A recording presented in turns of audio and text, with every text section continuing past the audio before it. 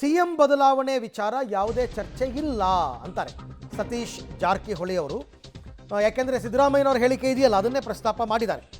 5 ವರ್ಷ ನಾನೇ ಸಿಎಂ ಅಂತ ಸಿದ್ದರಾಮಯ್ಯನವರೇ ಹೇಳಿದ್ದಾರೆ. ಸೊ ಹೀಗಿರಬೇಕಾದ್ರೆ ಇನ್ಯಾಕೆ ಆ ಚರ್ಚೆ? ದಾವಣಗೆರೆಯಲ್ಲಿ ಸಚಿವ ಸತೀಶ್ ಜಾರಕಿಹೊಳಿ ಅವರು ಕೊಟ್ಟಿರ್ತಕ್ಕಂಥ ಸ್ಟೇಟ್ಮೆಂಟ್. ಸಿಎಂ ಸಿದ್ದರಾಮಯ್ಯ ಪರ ಬ್ಯಾಟ್ ಬೀಸಿದ್ದಾರೆ ಸತೀಶ್ ಜಾರಕಿಹೊಳಿ ಅವರು.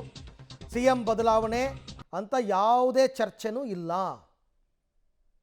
ಸೊ ಹಾಗಾಗಿ ಆಮೇಲೆ ಎಲ್ಲನೂ ಹೇಳ್ಬಿಡ್ತಾರೆ, ಕೊನೆಗೆ ಹೈಕಮಾಂಡ್ ನಿರ್ಧಾರ ಅಂತಾರೆ. ಎಲ್ಲ ಮಂತ್ರಿಗಳು ಅದೇ ರೀತಿಯಲ್ಲಿ ಹೇಳೋದು. ಸತೀಶ್ ಜಾರಕಿಹೊಳಿ ಅವರು ಆ ಚರ್ಚೆನೇ ಇಲ್ಲ ಅಂದಿದ್ದಾರೆ.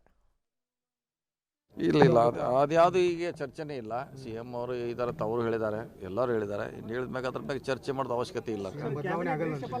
ಅವ್ರು ಹೇಳಿದಾರಲ್ಲ, ಸಿ ಎಂ ಅವ್ರು ನಾನೇ 5 ವರ್ಷ ಇರ್ತಾರಂತ. ಇನ್ನು ಬದಲಾವಣೆ ಮಾಡೋರು ಯಾರು?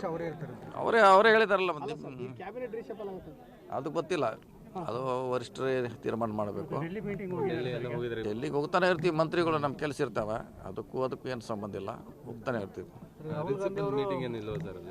ನಮ್ಮ ಜೋಡಿ ಯಾಕೆ ಮಾಡ್ತಾರೆ? ರಿಸೆಪಲ್ ಮಾಡ್ಲಿಕ್ಕೆ ನಾವು ಅಧ್ಯಕ್ಷರಲ್ಲ, ಸಿ ಎಂ ಅಲ್ಲ. ಅವ್ರು ಮಾಡ್ಕೋತಾರೆ, ಅವ್ರು ಕರೀತಾರೆ, ಅವ್ರು ಮಾಡ್ಕೋತಾರೆ. ಅದು ನಮ್ಮ ವ್ಯಾಪ್ತಿಗೆ ಬರೋಲ್ಲ.